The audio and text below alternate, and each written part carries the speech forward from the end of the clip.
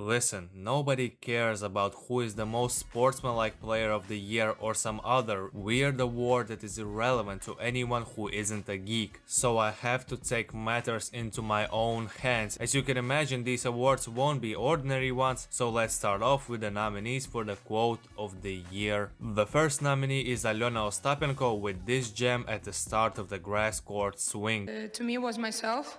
Because I played really well until 6-2-5-1. She didn't really do anything. She didn't change anything until that score. Then I started to fight against myself. I started to miss some balls, but I'm glad I won because, I mean, my level is way better than her today, and I showed it. Bublik's brutal honesty. I mean, what we're here for, what they're here for, to watch guys with the suit walking on court, and this is sport. It's supposed to be a bit of emotions, and they try to put us in, in some kind of a cage, when we cannot talk. I mean, Qinwen Zheng doing her best Camila Giorgi impression. Barbara Krejcikova. Yes. Do you know her? Tell me. Okay, she won a French Open this year. Wow, so good. And the most recent one, Nick Kyrgios being short and sweet and telling the truth about tennis. It's not the best sport. In my opinion, all are strong contenders, but the winner is Jelena Ostapenko with her confident post-match interview after her win against Rebecca Marino. I just love this quote because it shows so much confidence in herself, which even borders on healthy delusion, but I think that tennis needs more genuine post-match interviews like this. And if we have the best quote of the year award, then it would be only logical that we should have the worst quote of the year award. So the nominees are Stefanos Tsitsipas and his quote after the loss against Kyrgios at the Wimbledon Championships. Yeah, it's constant bullying. That's what he does. He bullies his opponents. He was probably a bully at school himself. Stefanos Tsitsipas and his quote after the loss against Rublev at the ATP finals. He prevailed with the few tools that he has. He was able to really take advantage of them and win today. And finally, Casper Ruud's weird quote on what one result he would change in the history of tennis, which you can read out on the screen.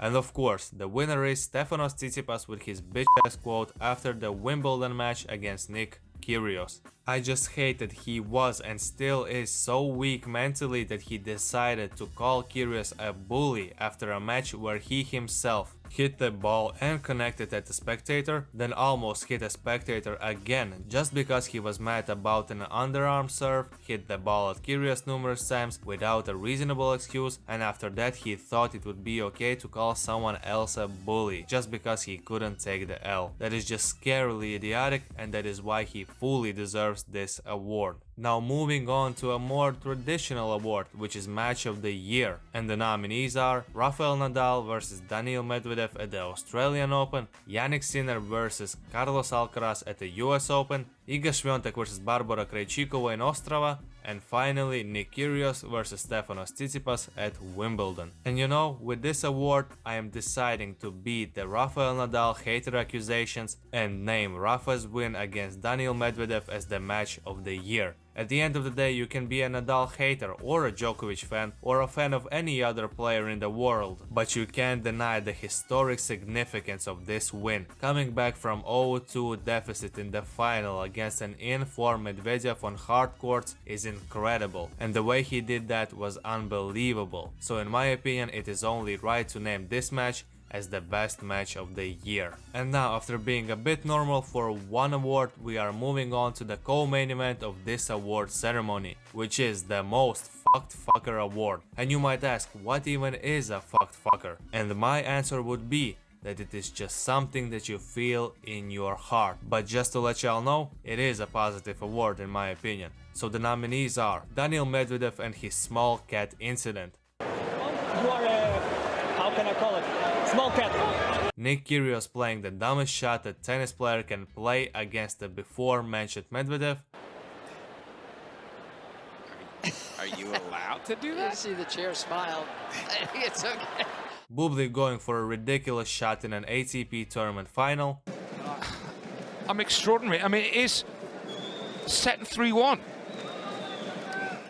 And the winner of this coveted award and the inaugural fucked fucker on this channel, could be no one other than Nick Kyrgios for his shot against Daniil Medvedev at the US Open. I mean, this moment just beautifully encapsulates what I mean with this award. It's the third set, tensions are rising, it's 30-all on Medvedev's serve, and Nick Kyrgios goes for an obviously illegal shot and then is surprised when the point is not given to him. Doesn't take the break this game, but the next game he breaks Medi from 40 love. This moment truly represents what Nick Kyrgios brings to the tennis world. And the main event of this award ceremony is the most entertaining player of the year, and the nominees are Ons Jabeur, Frances Tiafoe and Nick Kyrgios. And listen, it's all love to Frances Tiafoe, who almost single-handedly made the end of the season entertaining with his performances at the US Open and the Laver Cup. Nick Kyrgios already got an award, so he will be alright, but the most entertaining player this year for me was Ons Jabeur. She was the biggest reason why I cared about women's tennis in general. Her playstyle is a joy to watch, her press conferences or on-court interviews are must-watch because of her joyful personality. But most importantly, she is not just all talk but no bite. She truly is one of the greatest WTA players right now, and I just hope that she will finally win that Grand Slam and fulfill her lifelong dream. Subscribe to the channel for more unique tennis content and join the community, because I want to hear your opinions on these awards as well. I will make polls in the community section of the channel where you could vote for your winners in these award categories, and we could find out who is the real people's champion. Don't forget to like the video, it is always appreciated. Thank you for watching, and until next time, take it easy, my friend.